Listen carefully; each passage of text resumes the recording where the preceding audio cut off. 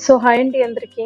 నేను ఈ వీడియోలో మీకోసం సుప్రీంకోర్టు దాని యొక్క బేసిక్స్ గురించి చెప్పాలనుకుంటున్నాను.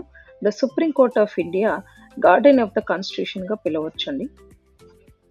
సో ఇక్కడ బేసిక్స్ ఫ్యాక్ట్స్ వచ్చేసి మనకి supreme court established in 26 January 1950. Articles వచ్చేసి మనకి 124 నుంచి 147 వరకు.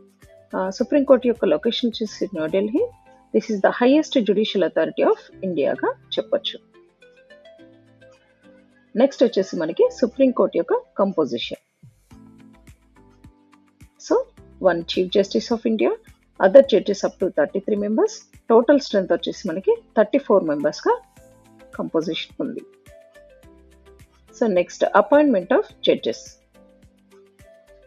The judges are appointed by the President of India based on collegium system. Collegium system లో మనకి CJI plus 4 senior most judges ఉంటారు. నెక్స్ట్ వచ్చేసి జ్యూరిడిక్షన్. సో జ్యూరిడిక్షన్ అంటే స్పెషల్ అధికారం అండి.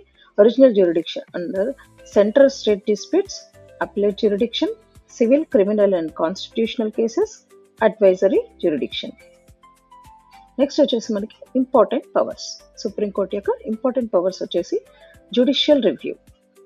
జ్యుడిషియల్ రివ్యూలో court of records, punishment of contempt, interpretation of constitutions ఉంటాయి.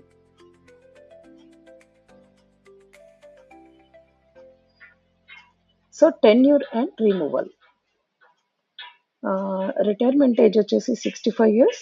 Removal వచ్చేసి impeachment motion by parliament, special majority in both houses. Special మెజారిటీతో win అవుతే ఇంపీచ్మెంట్ మోషన్ అనేది పాస్ అవుతుంది. Writs issued. Supreme court 5 writs issue చేస్తుందండి సిటిజన్స్ కోసం. Those are habeas corpus, mandamus, prohibition, certiorari, కోవారెంటో.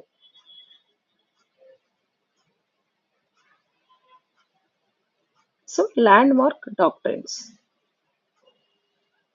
Basic structure doctrine, doctrine of severability, doctrine of eclipse. So ఇదండి, ఈ video ద్వారా మీకు కొంత బేసిక్స్ అందించాను అనుకుంటున్నాను. So thank you for watching. నేను మీ స్వాతి.